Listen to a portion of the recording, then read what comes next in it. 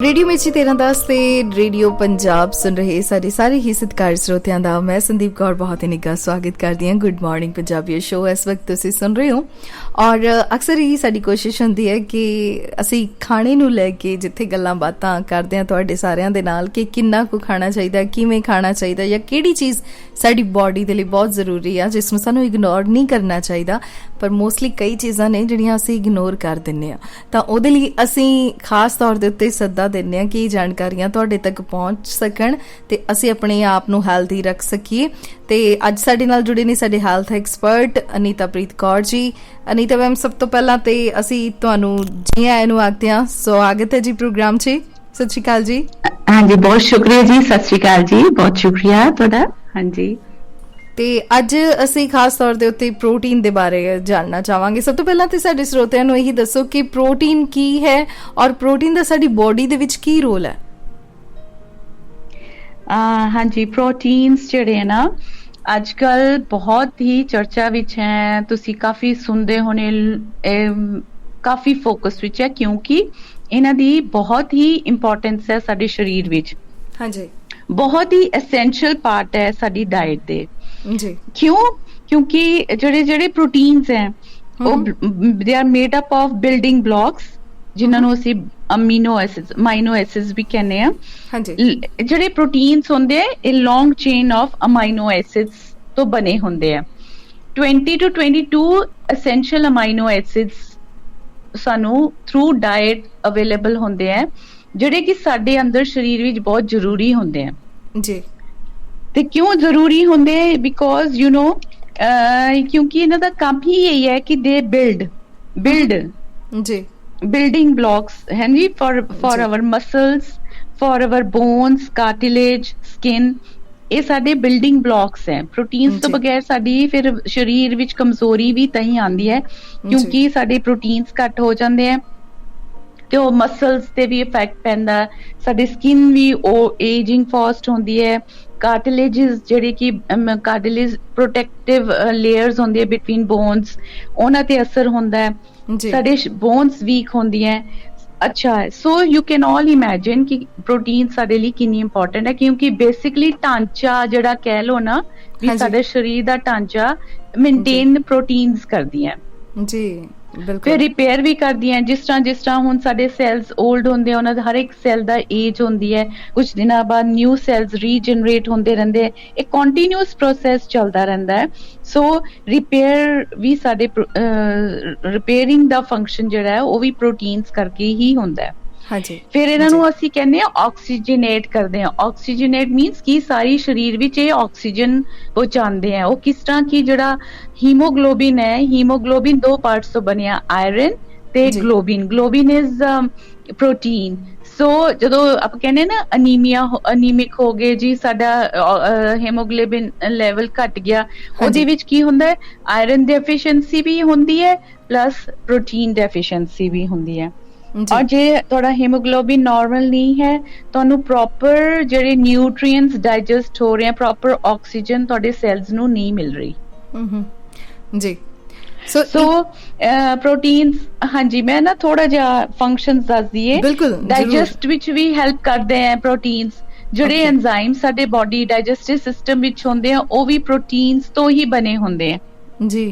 Regulate ਕਰਦੇ ਆ hormones ਜਿਹੜੇ ਸਾਡੇ ਬਾਡੀ ਵਿੱਚ ਬਣੇ ਆ, ਉਹ ਵੀ ਪ੍ਰੋਟੀਨਸ ਹੈ, ਪ੍ਰੋਟੀਨਸ ਤੋਂ ਬਣਦੇ ਆ। ਫਿਰ ਇਹ proper fluid and acid balance ਵੀ ਬਣਾਉਂਦੇ ਆ, ਮੇਨਟੇਨ ਕਰਦੇ ਆ। ਨਿਊਟ੍ਰੀਐਂਟ ਟਰਾਂਸਪੋਰਟੇਸ਼ਨ ਹੋ ਗਿਆ, ਐਂਟੀਬਾਡੀਜ਼ ਹੋ ਗਿਆ। ਜਿਹੜੇ ਸਾਨੂੰ ਸੱਟ ਲੱਗ ਜਾਏ, ਕੋਈ ਵੂੰਡ ਹੋ ਜਾਂਦਾ ਹੈ, ਉਹਦੀ ਹੀਲਿੰਗ ਵੀ ਪ੍ਰੋਟੀਨਸ ਕਰਕੇ ਹੀ ਹੁੰਦੀ ਹੈ। ਜੇ ਪ੍ਰੋਟੀਨ ਦੀ ਘਾਟ ਹੈ ਤਾਂ ਉਹੀ ਵੂੰਡ ਤੁਹਾਡਾ ਬਹੁਤ ਲੇਟ ਹੀਲ ਹੋਊਗਾ, ਹੈ ਨਾ। ਟਿਸ਼ੂ ਰੀਜਨਰੇਸ਼ਨ, ਹਾਂਜੀ। ਨਾਲੇ ਜਿਹੜੇ ਜਿਹੜਾ ਪ੍ਰੋਟੀਨ ਹੈ ਨਾ, ਜਿਹੜੇ ਆਊਟਰ ਸਿਗਨਲਸ ਹੁੰਦੇ ਆ, ਉਹ ਪ੍ਰੋਟੀਨ ਜਿਹੜੇ ਬਾਡੀ ਵਿੱਚ ਉਹ ਰਿਸੀਵ ਸਿਗਨਲ ਕਰਦੇ ਆ ਤੇ ਜਿਹੜਾ ਸੂਟੇਬਲ ਰਿਸਪੌਂਸ ਦੇਣਾ ਬਾਡੀ ਨੇ, ਉਹ ਪ੍ਰੋਟੀਨਸ ਦੀ ਹੈਲਪ ਨਾਲ ਹੀ ਸੂਟੇਬਲ ਸਾਡਾ response to our external environment ਹੁੰਦਾ ਹੈ। ਓਕੇ। ਸੋ ਪ੍ਰੋਟੀਨਸ ਦਾ ਬੈਲੈਂਸ ਬਹੁਤ ਜ਼ਰੂਰੀ ਹੈ। ਪ੍ਰੋਟੀਨਸ ਡਾਈਟ ਵਿੱਚ ਨੈਗਲੈਕਟ ਹੋ ਜਾਂਦੇ ਆ, ਜ਼ਿਆਦਾ ਸਾਡਾ ਫੋਕਸ ਟੂਵਰਡਸ ਕਾਰਬੋਹਾਈਡਰੇਟਸ ਤੇ ਫੈਟਸ ਵੱਲ ਜ਼ਿਆਦਾ ਚਲੇ ਜਾਂਦਾ, ਉਹ ਈਜ਼ਲੀ ਅਵੇਲੇਬਲ ਹੁੰਦਾ ਹੈ। ਪ੍ਰੋਟੀਨਸ ਤੇ ਥੋੜਾ ਵਰਕ ਕਰਨਾ ਪੈਂਦਾ ਹੈ। You have to plan your food ਕਿ ਤੁਹਾਨੂੰ ਪ੍ਰੋਪਰ ਪ੍ਰੋਟੀਨਸ ਮਿਲ ਜਾਣ। ਹਾਂਜੀ ਔਰ ਬਿਲਕੁਲ। 0.8 ਜਿਵੇਂ ਤੁਸੀਂ ਗ੍ਰਾਮ ਗੱਲ ਕੀਤੀ ਕਿ ਪ੍ਰੋਟੀਨਸ ਦੇ ਕਿੰਨੇ ਕਿੰਨੇ ਫੰਕਸ਼ਨ ਜਿਹੜੇ ਨੇ ਉਹ ਸਾਡੇ ਬੋਡੀ ਦੇ ਲਈ ਨੇ, ਜਿਵੇਂ ਮੈਨੂੰ ਲੱਗਦਾ ਕਿ ਇੱਕ ਇਮਾਰਤ ਹੁੰਦੀ ਆ ਵੀ ਉਹਦੇ ਲਈ ਨੀਹਾਂ ਦਾ ਮਜ਼ਬੂਤ ਹੋਣਾ ਬਹੁਤ ਜ਼ਰੂਰੀ ਹੁੰਦਾ, ਤੇ ਮੈਨੂੰ ਲੱਗਦਾ ਪ੍ਰੋਟੀਨਸ ਵੀ ਸਾਡੀ ਬੋਡੀ ਦੇ ਲਈ ਇੱਕ ਨੀਂਹ ਦਾ ਕੰਮ ਕਰਦੇ ਨੇ ਕਿ ਸਾਡੀ ਬੋਡੀ ਦੇ ਸਹੀ ਤਰ੍ਹਾਂ ਦੇ ਨਾਲ ਕੰਮ ਕਾਰ ਜਿਹੜਾ ਉਹ ਚੱਲਦਾ ਰਹੇ, ਤਾਂ ਉਸ ਤਰੀਕੇ ਦੇ ਨਾਲ ਇਹ ਪ੍ਰੋਟੀਨਸ ਸਾਡੀ ਡਾਈਟ ਦੇ। ਅੱਛਾ, ਸਾਨੂੰ ਹੁਣ ਇਹ ਪ੍ਰੋਟੀਨਸ ਮਿਲਦੇ ਕਿਵੇਂ ਨੇ, ਜਾਂ ਹਰ ਬੱਚੇ ਤੋਂ ਲੈ ਕੇ ਬਜ਼ੁਰਗ ਤੱਕ ਪ੍ਰੋਟੀਨਸ ਦੀ ਕਿੰਨੀ ਕੁ ਲੋੜ ਰਹਿੰਦੀ ਹੈ, ਤੁਸੀਂ ਸਾਨੂੰ ਇਹਦੇ ਬਾਰੇ ਵੀ ਜ਼ਰੂਰ ਦੱਸੋ। ਹਾਂਜੀ, 0.8 ਗ੍ਰਾਮਸ 0.8 ਗ੍ਰਾਮਸ ਪਰ ਕਿਲੋਗ੍ਰਾਮ, ਰਫਲੀ 50 ਤੋਂ 60 ਗ੍ਰਾਮ ਦੀ ਸਾਨੂੰ ਹਰ ਰੋਜ਼ ਦੀ ਲੋੜ ਹੈ ਪ੍ਰੋਟੀਨਸ ਦੀ। ਅੱਛਾ ਜੀ। ਔਰ ਇਹ ਹਾਂਜੀ, ਸੋ ਪ੍ਰੋਟੀਨਸ ਬਹੁਤ ਇੰਪੋਰਟੈਂਟ ਹੈ। ਇਸ એનર્ਜੀ ਵੀ ਸਾਨੂੰ ਦਿੰਦੇ, ਨਾਲ ਪ੍ਰੋਟੀਨਸ ਵੀ ਫਾਰਮ ਕਰਦੇ, ਨਾਲ ਪਲੱਸ ਸਾਨੂੰ ਬਿਲਡਿੰਗ ਵਿੱਚ ਵੀ ਹੈਲਪ ਕਰਦੇ, plus they are energy providers also ਜੀ। ਤੇ ਸਾਨੂੰ ਜਿਹੜੇ ਨਾਨ ਵੈਜੀਟੇਰੀਅਨਸ ਹੈ ਉਹਨਾਂ ਨੂੰ ਇੰਨੀ ਪ੍ਰੋਬਲਮ ਨਹੀਂ, ਕਿਉਂਕਿ ਉਹਨਾਂ ਨੂੰ ਥਰੂ ਮੀਟ ਐਂਡ ਐਗਸ ਉਹ ਅਵੇਲੇਬਿਲਿਟੀ ਮਿਲ ਜਾਂਦੀ ਹੈ। ਪ੍ਰੋਬਲਮ ਜ਼ਿਆਦਾ ਵੀਗਨਸ ਤੇ ਜਿਹੜੇ ਨਾਨ ਪਿਓਰ ਵੈਜੀਟੇਰੀਅਨਸ ਹੈਗੇ ਹੈ ਉਹਨਾਂ ਨੂੰ ਆਉਂਦੀ ਹੈ। ਉਹਨਾਂ ਨੂੰ ਪ੍ਰੋਬਲਮ ਨਹੀਂ ਹੈ, ਬਟ ਇਹ ਹੈ ਕਿ ਥੋੜਾ ਜਿਹਾ ਸਾਨੂੰ ਵਰਕ ਮਤਲਬ ਪਲਾਨ ਕਰਨਾ ਪਏਗਾ ਆਪਣੀ ਡਾਇਟਸ ਕਿ ਉਹਨਾਂ ਵਿੱਚ ਅਸੀਂ ਇਨਕਲਕੇਟ ਕਰੀਏ ਪ੍ਰੋਟੀਨ ਦੇ ਸੋਰਸਿਸ ਨੂੰ। ਪ੍ਰੋਟੀਨ ਸੋਰਸਿਸ ਵੈਜੀਟੇਰੀਅਨ ਵਿੱਚ ਵੀ ਬਹੁਤ ਹੈਗੇ ਸਾਡੇ। ਬਿਲਕੁਲ, ਮੈਂ ਚਾਹੂੰਗੀ ਕਿਉਂਕਿ ਸਾਡੇ ਬਹੁਤ ਸਾਰੇ ਸਰੋਤੇ ਨੇ ਜੋ ਵੈਜੀਟੇਰੀਅਨ ਨੇ, ਤਾਂ ਉਹਨਾਂ ਨੂੰ ਜ਼ਰੂਰ ਦੱਸੋ ਕਿ ਉਹ ਕਿਸ ਤਰੀਕੇ ਦੇ ਨਾਲ ਪ੍ਰੋਟੀਨਸ ਨੂੰ ਐਡ ਕਰ ਸਕਦੇ ਨੇ ਆਪਣੇ ਫੂਡ 'ਚ। ਹਾਂਜੀ, ਆਪਣੇ ਬੀਨਸ ਹੋ ਗਏ, ਲੈਂਟਿਲਸ ਹੋ ਗਏ, ਆਪਾਂ ਕਹਿੰਦੇ ਨਾ ਰਾਜਮਾ ਹੋ ਗਿਆ, ਰਾਜਮਾ ਦਾਲਾਂ ਹੋ ਗਈਆਂ। ਅੱਛਾ, ਜਿਹੜਾ ਵਾਈਟ ਚਨੇਸ ਹੈ, ਚਿਕ ਪੀਸ ਜਿਹਨੂੰ ਆਪਾਂ ਕਹਿੰਦੇ, ਉਹ ਬਹੁਤ ਅੱਛਾ ਗੁੱਡ ਸੋਰਸ ਆਫ ਪ੍ਰੋਟੀਨ ਹੈ, ਔਰ ਉਹਦੇ ਤੁਸੀਂ ਉਹਨੂੰ ਯੂਟੀਲਾਈਜ਼ ਕਰਨਾ ਚਾਹੀਦਾ ਕਿਉਂਕਿ ਉਹ ਬਹੁਤ ਵਧੀਆ ਹੈ ਤੇ ਸਾਨੂੰ ਉਹਦੇ ਨਾਲ ਇੰਨਾ ਯੂਰਿਕ ਐਸਿਡ ਵੀ ਇੰਨਾ ਨਹੀਂ ਵੱਧਦਾ ਉਹਦੇ ਨਾਲ, ਉਹ ਸੇਫ ਮੰਨਿਆ ਜਾਂਦਾ, ਉਹਨੂੰ ਆਪਾਂ ਨੂੰ ਬਹੁਤ उपयोग करना चाहिए अपनी डाइट विच। फिर साग हो गया, पालक हो गई, ब्रोकली हो गई, बीन्स हो गई, सोया बीन्स हो गया। हाँ जी। ते ट्री नट्स जिस तरह वॉलनट्स हैं, आलमंड्स हैं, पेकन्स हैं, ये सारे सोर्सेज ऑफ प्रोटीन्स हैं जी। किनुआ हो गया, ओट्स हो गए, दलिया हो गया। अच्छा, ਇਹ ਥੋੜੀ ਪ੍ਰੋਬਲਮ ਇਹ ਹੁੰਦੀ ਹੈ ਕਿ ਜਿਹੜੇ ਨਾਨ ਵੈਜੀਟੇਰੀਅਨ ਸੋਰਸਿਸ ਹੈ ਨਾ, ਇਹਨਾਂ ਵਿੱਚ ਪੂਰੇ ਅਮਾਈਨੋ ਐਸਿਡਸ ਨਹੀਂ ਹੁੰਦੇ ਅਵੇਲੇਬਲ, ਮੀਨਸ ਕਿਸੇ ਕੁਛ ਨਾ ਕੁਛ ਘਾਟ ਹੁੰਦੀ ਹੈ। ਸੋ ਉਹਨਾਂ ਨੂੰ ਸੰਤੁਲਨ ਕਰਨ ਲਈ ਸਾਨੂੰ ਐਡੀਸ਼ਨ, ਜਿਸ ਤਰ੍ਹਾਂ ਕਿ ਅਸੀਂ ਖਿਚੜੀ ਹੈ, ਚਾਵਲ ਤੇ ਨਾਲ ਪਲਸਿਸ ਨੂੰ ਆਪਾਂ ਯੂਜ਼ ਕਰੀਏ, serials and pulses the add combinations ਨਾਲ ਕੀ ਹੁੰਦਾ ਹੈ ਕਿ ਉਹ ਤੁਹਾਡੇ ਅਮਾਈਨੋ ਐਸਿਡ ਜਿਹੜੇ ਸਾਨੂੰ ਲੋੜ ਹੈ ਬੋਡੀ ਨੂੰ, ਉਹ ਸਾਨੂੰ ਅਵੇਲੇਬਲ ਹੋ ਜਾਂਦੇ ਹੈ। Khichdi is a very ideal example. ਅੱਛਾ, ਖਿਚੜੀ ਵਿੱਚ ਤੁਸੀਂ ਪਾਲਕ ਪਾ ਲੋਗੇ, ਹੈ ਨਾ, ਬਰੋਕਲੀਸ ਪਾ ਲਓ, ਤੁਸੀਂ ਪੋਹਾ ਬਣਾ ਲਓ, ਪੋਹਾ ਵਿੱਚ ਤੁਸੀਂ ਪੀਨਟਸ ਪਾ ਲਓ ਜੀ, ਥੋੜੀ ਜਿਹੀ ਪੀਸ ਪਾ ਲਓ, green piece, then you can put some coriander patta ਪਾ ਲਿਆ, ਹੈ ਨਾ, ਗਾਜਰ ਪਾ ਲਈ, ਉਹ ਸਾਰੇ it becomes a good nutritious source of all nutrients ਜੀ। ਬਿਲਕੁਲ, ਸੋ ਤੁਹਾਨੂੰ ਕੰਬੀਨੇਸ਼ਨ ਦੀ ਵਰਤੋਂ ਕਰਨੀ ਬਹੁਤ ਜ਼ਰੂਰੀ ਹੈ। ਅੱਛਾ, ਕਈ ਖਾਣਾ ਜ਼ਰੂਰੀ ਹੈ। ਕਈ ਵਾਰੀ ਨਹੀਂ ਤਾਂ ਮੈਮ ਏਦਾਂ ਹੁੰਦਾ ਕਿ ਰੋਟੀ ਖਾਣੀ ਆ, ਬਿਲਕੁਲ ਬਹੁਤ ਸਾਰੇ ਲੋਕ ਇਹ ਕਹਿੰਦੇ ਹੁੰਦੇ ਕਿ ਵੀ ਰੋਟੀ ਸਾਨੂੰ ਜ਼ਰੂਰ ਮਿਲਣੀ ਚਾਹੀਦੀ ਹੈ ਨਾ, ਕੋਈ 2 ਟਾਈਮ ਖਾਂਦੇ ਦਿਨ 'ਚ, ਕੋਈ 3 ਟਾਈਮ ਖਾਂਦੇ ਨੇ, ਤਾਂ ਫਿਰ ਮਤਲਬ ਰੋਟੀ ਕਾਰਬਸ ਵੀ ਜ਼ਰੂਰੀ ਨੇ ਸਾਡੀ ਬੋਡੀ ਦੇ ਲਈ, ਜਾਂ ਫਿਰ ਤੁਹਾਨੂੰ ਕੀ ਲੱਗਦਾ ਕਿ ਅੱਜ ਕੱਲ ਰੋਟੀ ਦਾ ਟ੍ਰੈਂਡ ਥੋੜਾ ਘਟ ਰਿਹਾ ਕਿ ਲੋਕ ਜ਼ਿਆਦਾਤਰ ਪ੍ਰੋਟੀਨ ਦੇ ਵੱਲ ਧਿਆਨ ਦੇ ਰਹੇ ਨੇ, ਤਾਂ ਉਸ ਤਰ੍ਹਾਂ ਦੀਆਂ ਡਾਈਟਸ ਲਿੱਤੀਆਂ ਜਾ ਰਹੀਆਂ ਨੇ? ਨਹੀਂ, ਸਾਨੂੰ ਰੋਟੀ ਦੀ ਵੀ ਇਨਕਲਸ਼ਨ ਰੱਖਣੀ ਹੈ, ਬਿਕੋਜ਼ ਸਾਨੂੰ ਕੈਲੋਰੀਜ਼ ਵੀ ਆਪਣੀਆਂ ਪੂਰੀਆਂ ਕਰਨੀ ਹੈ, ਬਟ ਰੋਟੀ ਦੀ ਪ੍ਰੈਫਰੈਂਸ ਇਹ ਹੈ ਕਿ ਸਾਨੂੰ ਹੋਲ ਗ੍ਰੇਨਸ ਯੂਜ਼ ਕਰਨੇ ਚਾਹੀਦੇ ਹੈ, ਮਿਲਟਸ ਯੂਜ਼ ਕਰਨੇ ਚਾਹੀਦੇ ਹੈ, ਹੈ ਨਾ। ਤੁਸੀਂ ਆਟੇ ਦੇ ਵਿੱਚ ਵੀਟ ਫਲਾਰ ਤੁਸੀਂ ਵਿਦ ਹਸਕ ਲੈ ਲਓ, ਉਹਦੇ ਵਿੱਚ ਥੋੜਾ ਜਿਹਾ you can add some little millet ਪਾ ਲਓ, ਹਾਂਜੀ Okay. You can put barnyard millets, ਥੋੜੇ ਜਿਹੇ ਮਿਲਟਸ ਐਡ ਕਰੋਗੇ ਤੇ ਉਹਦੇ ਨਾਲ ਹਾਂਜੀ ਪ੍ਰੋਟੀਨ ਵੈਲਿਊ ਬੈਟਰ ਹੋਏਗੀ। ਹਾਂਜੀ, ਜੀ ਜੀ ਮਿਲਟਸ ਬਹੁਤ ਜ਼ਿਆਦਾ ਹੁਣ ਅੱਜ ਕੱਲ ਹੈ ਯੂਟਿਲਾਈਜ਼ ਹੋ ਰਹੇ ਹੈ। ਵੀ ਮਸਟ ਯੂਜ਼ ਮਿਲਟਸ। ਜੀ ਜੀ millets are also good source of proteins. ਬਿਲਕੁਲ। ਸੋ ਮਿਲਟਸ ਇੱਕ ਕਹਿ ਸਕਦੇ ਹਾਂ ਕਿ ਮੋਟਾ ਅਨਾਜ ਜਿਹਨੂੰ ਅੱਜ ਕੱਲ ਬਹੁਤ ਵਰਤਿਆ ਮੋਟਾ ਜਾ ਅਨਾਜ, ਰਿਹਾ ਹਾਂਜੀ ਹੈ। ਹਾਂਜੀ, ਬਹੁਤ ਜ਼ਿਆਦਾ ਹਾਂਜੀ ਲੋਕ ਹਾਂਜੀ ਵਰਤੋਂ ਕਰ ਰਹੇ ਨੇ, ਕੋਦਰਾ, ਕੰਗਣੀ, ਸੋ ਇਸ ਤਰ੍ਹਾਂ ਦਾ ਮਿਲਟਸ ਜਿਹੜੇ ਨੇ ਉਹ ਅਵੇਲੇਬਲ ਨੇ ਹਾਂਜੀ ਬਹੁਤ ਸਾਰੇ ਸਟੋਰਸ ਦੇ ਉੱਤੇ। ਹੁਣ ਤਾਂ ਅੱਜ ਕੱਲ ਖੈਰ ਅਮਰੀਕਾ ਦੇ ਵਿੱਚ ਵੀ ਇਹ ਚੀਜ਼ਾਂ ਬਹੁਤ ਸਾਰੀਆਂ ਥਾਵਾਂ ਦੇ ਉੱਤੇ ਮਿਲਣ ਲੱਗ ਪਈਆਂ ਅਵੇਲੇਬਲ ਨੇ। ਹੋ ਗਿਆ। ਹਾਂਜੀ ਹਾਂਜੀ ਹਾਂਜੀ ਬਿਲਕੁਲ ਹਾਂਜੀ, ਬਿਲਕੁਲ। ਇਹਨਾਂ ਤੇ ਨੂੰ ਅਨੀਤਾ ਮੈਮ, ਬਾਰਨਯਾਰਡ ਮਿਲਟ ਕਹਿੰਦੇ ਆ। ਹਾਂਜੀ, ਜੀ ਜੀ ਲਿਟਲ ਜੀ ਜੀ ਮਿਲਟਸ ਕਹਿੰਦੇ ਆ। ਹਾਂਜੀ ਜੀ। ਸੋ ਸਾਡੇ ਬਹੁਤ ਹਾਂਜੀ ਸਾਰੇ ਲਿਸਨਰਸ ਜਿਹੜੇ ਵੈਜੀਟੇਰੀਅਨ ਨੇ ਉਹਨਾਂ ਦੇ ਬਾਰੇ ਤਾਂ ਤੁਸੀਂ ਦੱਸਿਆ ਕਿ ਦਾਲਾਂ, ਰਾਜਮਾ ਜਾਂ ਚਿੱਟੇ ਛੋਲੇ ਜਾਂ ਜਿਵੇਂ ਬਰੋਕਲੀ ਜਾਂ ਇਦਾਂ ਦੀਆਂ ਹਰੀਆਂ ਚੀਜ਼ਾਂ, ਹਰੀਆਂ ਸਬਜ਼ੀਆਂ ਤੋਂ ਵੀ ਪ੍ਰੋਟੀਨਸ ਜਿਹੜੇ ਨੇ ਬੀਨਸ, ਅਵੇਲੇਬਲ ਨੇ, ਜਾਂ ਹਾਂਜੀ ਨਟਸ ਦੇ ਬਾਰੇ ਤੁਸੀਂ ਗੱਲ ਕੀਤੀ। ਤੇ ਜਿਹੜੇ ਸਾਡੇ ਹਾਂਜੀ ਨਾਨ ਹਾਂਜੀ। ਵੈਜੀਟੇਰੀਅਨ ਲਿਸਨਰਸ ਨੇ ਉਹਨਾਂ ਨੂੰ ਤੁਸੀਂ ਕੀ ਕਹੋਗੇ? ਉਹਨਾਂ ਵਾਸਤੇ ਤਾਂ ਜੀ ਦੇ ਹੈਵ ਐਂਪਲ, ਮਤਲਬ ਉਹਨਾਂ ਨੂੰ ਕੋਈ ਪ੍ਰੋਬਲਮ ਹੀ ਨਹੀਂ। Meat and fish are good sources of proteins and they are complete protein, ਕਿਉਂਕਿ ਉਹਨਾਂ ਅੱਛਾ, ਵਿੱਚ ਸਭ ਇਹ ਵੀ ਦੱਸੋ ਫਿਰ ਇਹ ਡੇਲੀ ਅੱਛਾ ਚਾਹੀਦਾ, ਸੀ ਫੂਡਸ, ਡੇਲੀ ਚਾਹੀਦਾ ਜਾਂ ਹਾਂਜੀ ਫਿਰ ਇਹ ਵੀ ਗੈਪ ਪਾ ਕੇ ਕੁਝ ਦਿਨ ਛੱਡ ਕੇ ਫਿਰ ਲਿੱਤਾ ਜਾ ਸਕਦਾ?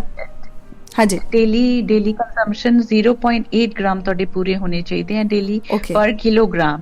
Okay means about 50 to 60 grams according to your weight, ਹੈ ਨਾ, okay according to your weight. So ਠੀਕ ਹੈ। daily consume ਵੀ ਕਰਦੇ ਆ। it depends upon your choice, your taste, your digestibility, ਹੂੰ ਕਿੰਨੀ ਹੈ ਤੁਸੀਂ ਕਰ ਲੈਂਦੇ ਹੋ, ਹੈ ਨਾ। ਜੀ ਜੀ ਤੇ ਜੀ ਜਿਹੜੇ ਐਗਜ਼ ਹੈ, ਐਗਜ਼ ਨੂੰ ਵੈਸੇ ਵੈਜੀਟੇਰੀਅਨ ਹੀ ਕੰਸੀਡਰ ਕੀਤਾ ਜਾਂਦਾ ਹੈ। ਜੇ ਐਗਜ਼ ਲੈਣ ਤੇ ਐਗਜ਼ ਜਿਹੜੇ ਹੈ ਉਹ 100% ਉਹਨਾਂ ਦਾ ਜਿਹੜਾ ਪ੍ਰੋਟੀਨ ਹੈ ਉਹ ਡਾਈਜੈਸਟੇਬਲ ਹੈ in the body. Okay or egg is one item which ਜਿਹਦੀ protein 100% digestible ਹੈ in the body. ਜੀ So ਜੀ ਜੀ ਇਹ choice ਹੈ individual ਸੀ। ਜੇ eggs ਨੂੰ vegetarian consider ਕੀਤਾ ਜਾਏ ਤਾਂ vegetarians can take eggs, can ਜੀ। include eggs into their diet. ਔਰ ਐਗਸ ਦੇ ਵਿੱਚ ਕਿੰਨਾ, ਇਹ ਇੱਕ ਆਪਣੀ ਐਗ ਦੇ choice ਵਿੱਚ ਹੈ। ਆਪਾਂ ਦੇਖੀਏ ਤਾਂ ਕਿੰਨਾ ਪ੍ਰੋਟੀਨ ਹੁੰਦਾ? ਉਹਦੇ ਵਿੱਚ ਉਹਦਾ ਜਿੰਨਾ ਵੀ ਪ੍ਰੋਟੀਨ ਹੁੰਦਾ ਹੈ it is fully utilized.